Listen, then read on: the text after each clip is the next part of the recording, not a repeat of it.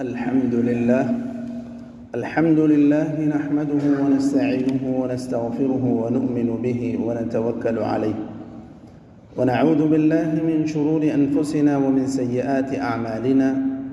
من يهده الله فلا مضل له، ومن يضلله فلا هادي له، وأشهد أن لا إله إلا الله وحده لا شريك له، وأشهد أن محمدًا عبده ورسوله أرسله بالحق بين يدي الساعة بشيرا ونذيرا. أما بعد، فإن خير الحديث كتاب الله، وخير الهدي هدي محمد صلى الله عليه وسلم، وشر الأمور محدثاتها، وكل محدثة بدعة، وكل بدعة ضلالة، وكل ضلالة في النار. أعوذ بالله من الشيطان الرجيم. يا أيها الذين آمنوا اتقوا الله حق تقاته ولا تموتن إلا وأنتم مسلمون. وقال تعالى: يا أيها الناس اتقوا ربكم الذي خلقكم من نفس واحدة وخلق منها زوجها وبث منهما رجالا كثيرا ونساء، واتقوا الله الذي تساءلون به والأرحام، إن الله كان عليكم رقيبا.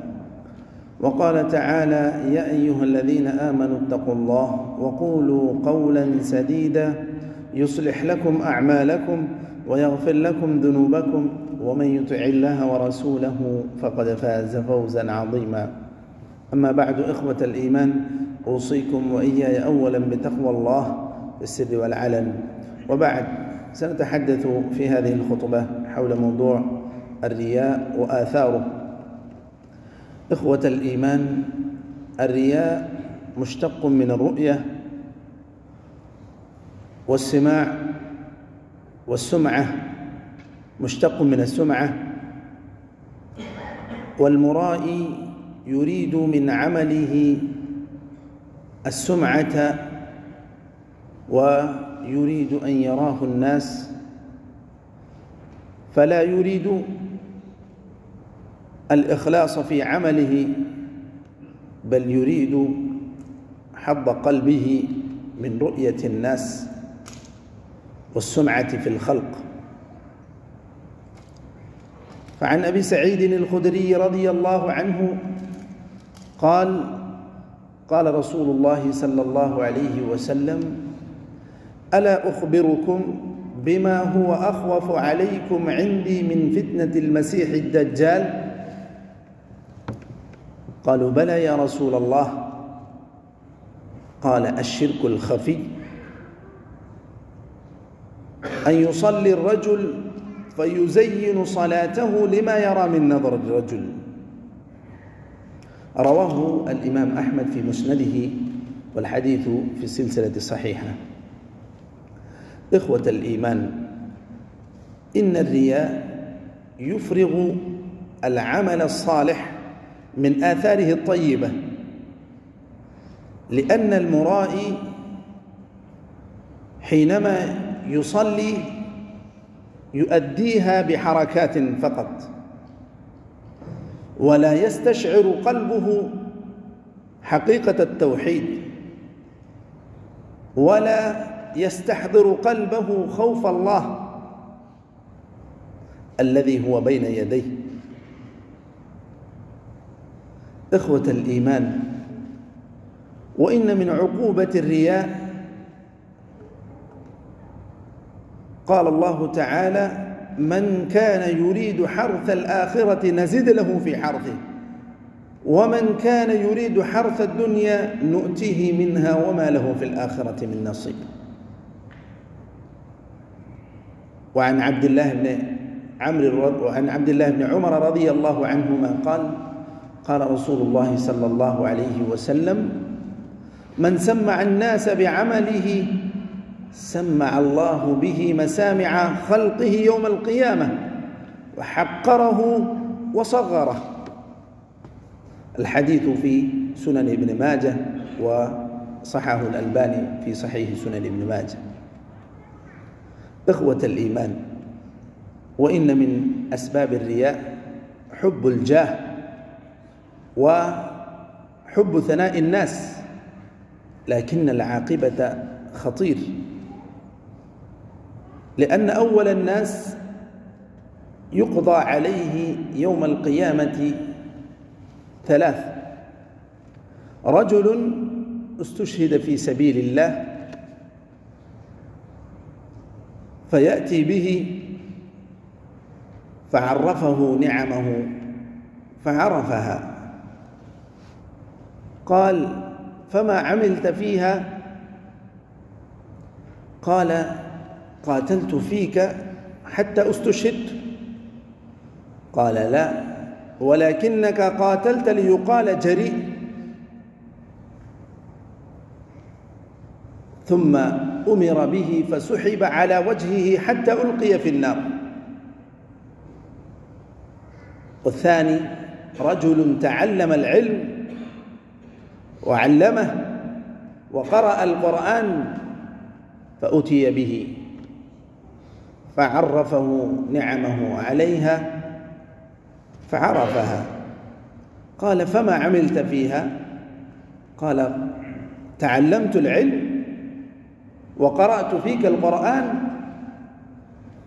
قال: لا، ولكنك تعلمت العلم ليقال عالم، وقرأت القرآن ليقال قارئ، وقد قيل. ثم أمر به فسحب على وجهه حتى ألقي في النار. ورجل وسع الله عليه وأعطاه من أصناف المال فأتي به فعرفه نعمه فعرفها. قال: فما عملت فيها؟ قال: ما تركت من سبيل تحب أن ينفق فيها إلا أنفقت فيها. قال: لا، ولكنك أنفقت ليقال هو جواد، وقد قيل.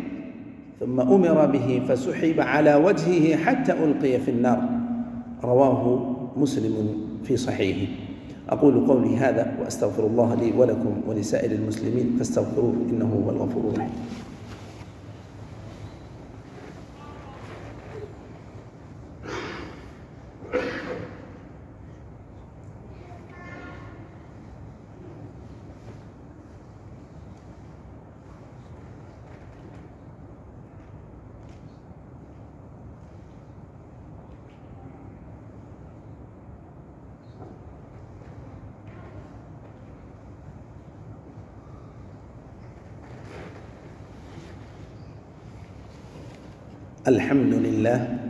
الحمد لله على إحسانه، والشكر له على توفيقه وامتنانه، والصلاة والسلام على رسوله الأمين وعلى آله وصحبه أجمعين. أما بعد، إخوة الإيمان، إن عاقبة الرياء خطير، فجدير بك أيها المسلم أن تعالج نفسك من الرياء، وذلك باستشعار حقيقة التوحيد، أن تعلم أن الله عليم بذات الصدور، فإذا علمت تركت مراقبة الخلق، وإذا عرفت تركت محبة ثناء الناس، وتركت ملامة الناس والخوف من الناس. نسأل الله تعالى أن يجعلنا من الذين يستمعون القول فيتبعون أحسنه. اللهم أعز الإسلام والمسلمين، وأذل الشرك والمشركين، ودمر أعداء الدين، واجعل هذا البلد آمنا مطمئنا وسائر بلاد المسلمين. اللهم من أراد الإسلام والمسلمين بسوء فأشغله بنفسه، واجعل كيده في نحره يا قوي يا عزيز. اللهم انصر المجاهدين في سبيلك في كل مكان. اللهم انصر إخواننا المستضعفين في فلسطين. اللهم كن لهم ناصرا ومعينا يا ذا الجلال والإكرام. اللهم داوي جرحاهم، اللهم فك أسراهم. اللهم عليك بالأعداء اليهود الغاصبين المحتلين فإنهم لا يعجزونك. اللهم خذهم أخذ عزيز مقتدر. اللهم خذهم أخذ عزيز مقتدر. اللهم اكفنا بحلالك عن حرمك وأغننا بفضلك عمن سواك. اللهم إنا نسألك الهدى والتقى والعفاف والغنى. اللهم إنا نسألك الجنة وما قرب إليها من قول وعمل، ونعوذ بك من النار وما قرب إليها من قول وعمل. اللهم ادفع عنا الغلا والربا والوبا والزلازل والمحن. اللهم اقض الدين عن المدينين، واشف مرضانا ومرضى المسلمين، وارحم موتانا وموتى المسلمين. اللهم اغفر لهم وارحمهم وعافهم واعف عنهم وأكرم نزلهم ووسع مدخلهم ووصلهم بالماء والثلج والبرد ونقهم من الذنوب والخطايا كما ينقى الثوب الأبيض من الدنس. عباد الله، إن الله وملائكته يصلون على النبي يا أيها الذين آمنوا صلوا عليه وسلموا تسليما. اللهم صل وسلم وبارك وانعم على حبيبك محمد. وارض اللهم عن الخلفاء الراشدين أبي بكر وعمر وعثمان وعلي وعن سائر صحابة نبيك أجمعين وعنا معهم بعفوك وكرمك وجودك يا أكرم الأكرمين. عباد الله، إن الله يأمر بالعدل والإحسان وإيتاء ذي القربى وينهى عن الفحشاء والمنكر والبغي يعظكم لعلكم تذكرون. واذكروا الله يذكركم وادعوه يستجب لكم ولذكر الله أكبر والله يعلم ما تصنعون. وأقم الصلاة.